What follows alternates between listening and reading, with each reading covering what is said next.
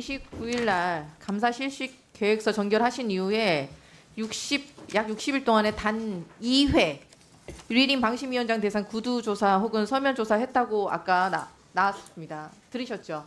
예, 네네. 들었습니다. 60일 동안 2번을 했으면 한 달에 1회꼴로 이제 조사를 하신 거네요.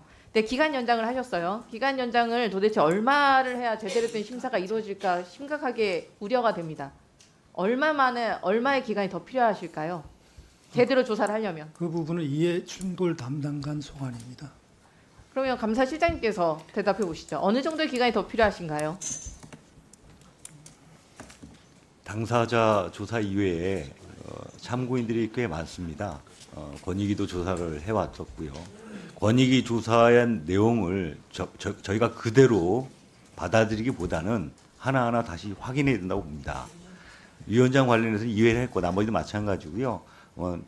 어느 정도 상식선에서의 몇 개월 정도 소요된다고 기간이 얼마나 소요될지 가늠하기 어렵다는 말씀이신 거죠?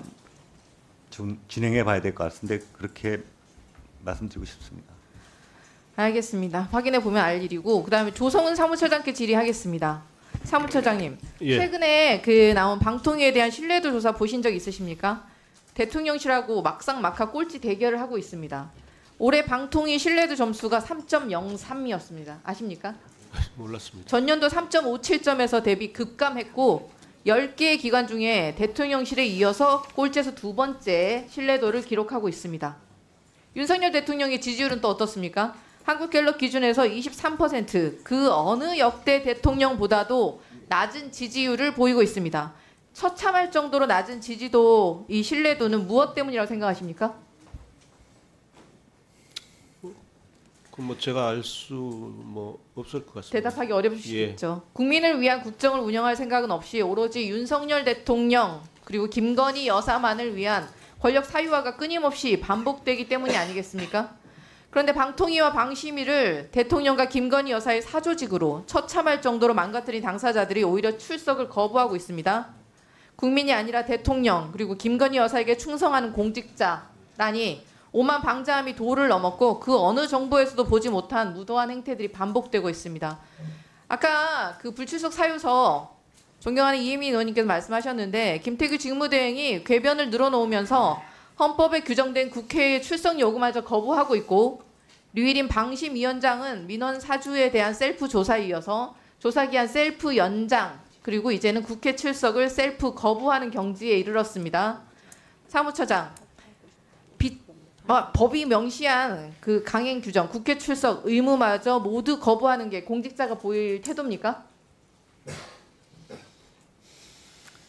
답하기 어려우실 것 같으니까 사무처장님, 공직자는 삼권 분립의 헌법 정신을 지키고 정치적 중립의 의무가 있습니다. 맞죠? 그렇습니다. 언론의 자유를 지켜야 할 방통위의 공직자들은 그 의무가 더 강하게 적용받아야 하지 않겠습니까? 그런데 지금 방통위의 고위 공직자들은 헌법을 휴지조각 취급조차 안 하고 있습니다. 그러니 방통위가 혈세를 써가며 방송을 장악하고 언론을 탄압하는데 혈안이 되었다고 국민께서 분노하고 계시는 거 아닙니까? 조성은 사무처장과 김영관 기획조정관께 묻겠습니다. 박문진 이사 재판부는 좌파다. 동의하십니까?